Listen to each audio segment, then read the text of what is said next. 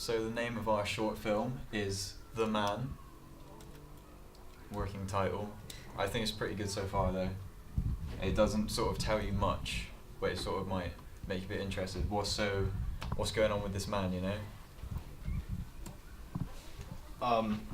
So for the plot, we originally had a plot and we've changed it slightly, so I'm just going to explain it rather than us use our old plot and add different points in. So it basically follows the story of a girl who's really curious to what this man's doing across the street. It's just, this bloke's acting really suspicious. It starts where she goes over there to get a parcel that he's got for her. And as he goes to get the parcel, she notices some weird stuff in his house and gets more curious and stuff, and then heads back to, like, she goes home and then she talks to her friend about it, and basically they tried to carry out some like investigation trying to figure out what he's doing. And then basically he's seen in a shop and stuff buying random things, buying weird sort of things, so it builds up the tension more that this man's doing something.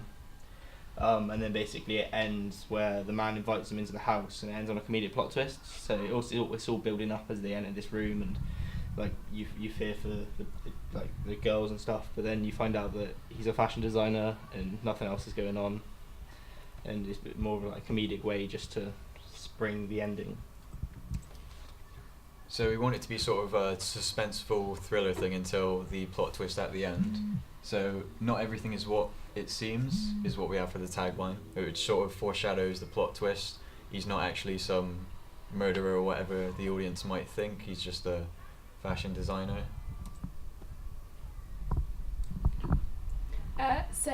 We've got four main characters really. However, we've got a middle-aged lady as the mum, but she's only going to be, we're going to use her voice. And then we've got two teenagers, Alice and Lily, and obviously the older man. We've got a house. We've got a couple of houses, obviously because there's the man's house and then there's Alice's house.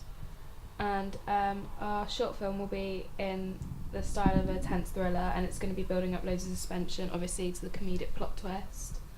So we'll be using loads of dark colours and music to build up the tension before the plot twist, and then there'll be kind of bright colours, pop style music, kind of to brighten the mood. So then it's more of a comedic plot twist.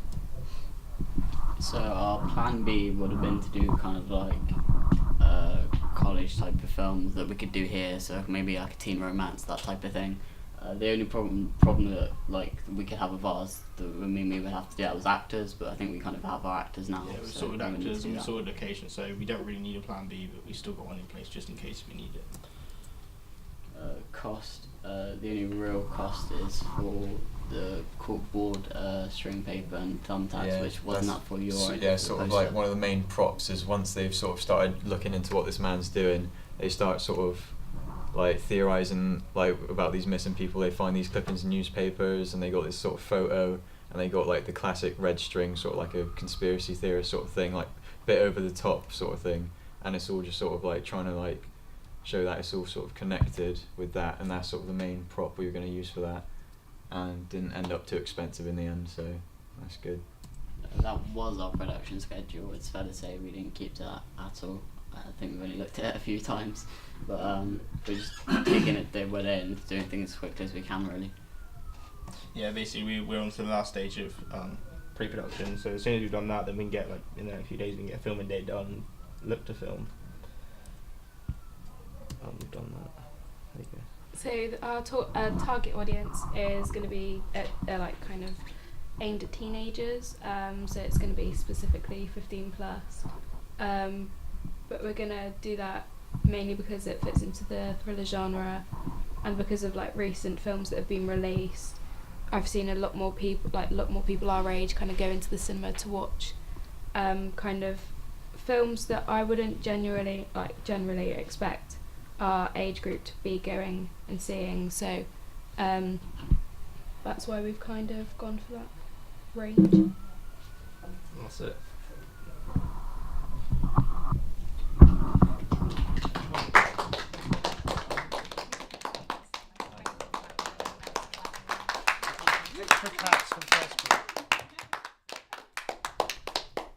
Okay. Kind of immediate comments. I really like. Okay. Ooh, hello. I really like the twist at the end. I think the way that you've worked on it is really good.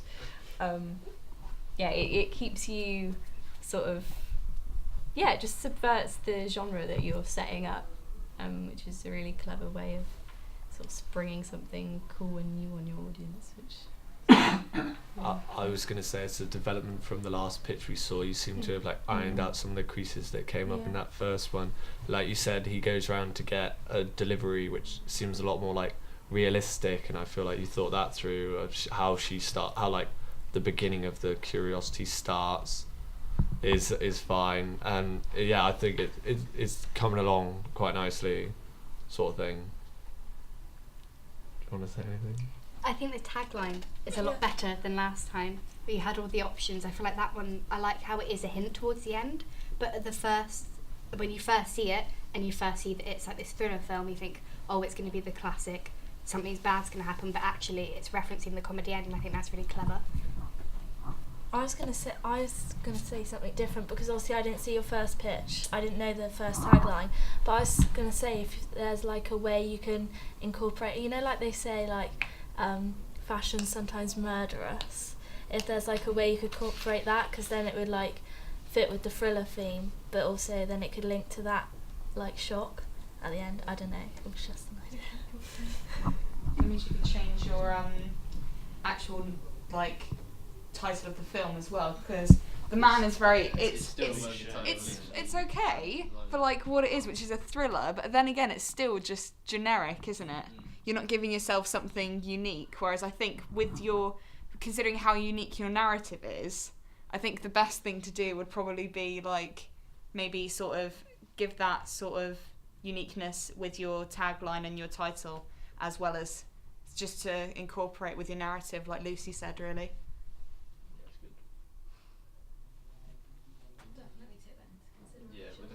We do need to change the title, but obviously it's working title currently, but we just kind of need inspiration for the title. But yeah, we could interlink it with the story, which would be better. Okay, that sounded like there's a few strengths and weaknesses there, which is good. Have I got the plot right? Does he go to get the parcel from her house? She goes to his house. Right. Yeah. Sees like, I don't know, like a blood stain or something on the floor. It grows curiosity and then she sees him carrying like mannequins in a bag. Okay. It doesn't Yeah. look like mannequins. Yeah. So. No, it's nice. Okay, it's sort of fashion designer. Now, I wondered, that was going to be my next question. What does she see in the house that, raises her suspicions? But, okay, yeah. So he's sort of quite hands-on and arty, and fashion designer, and okay, yeah. No, that makes more sense. You mentioned a shop scene. Yeah. Is that right? So is that him shopping or her shopping? I covered it quite briefly. He seems her, yeah.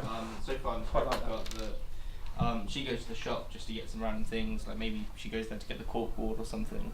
Yeah. And she sees him there buying like duct tape and zip ties and like things that a fashion designer would work, okay. but then it's quite it plays on that idea that something else is happening. Yeah. Okay. No, that's good. Okay. And so, is that a kind of B&Q style shop? Yeah, or? boothing a hardware shop. Yeah. Yeah. Okay. Obviously, you said you're in your sort of last stages of planning. Yep. So you actually chose what shop? Basically, that's literally the only thing. We Well, just it's need to pick a just shop. We have asking. got backups of a shop. My dad owns a shop, so we can do it there if need be. Yeah. But yeah, the last thing is literally just find out the shop. If not, we can use it at that shop. And Yeah. That's basically And it. what location are you using for the house? We're using Jess's My house, house. and then we're using your friend's house. We're using my Yeah, house. we'll Yeah, use and then we're the using friend's Jess's friend's house. house, which we can make look like it's on the same street.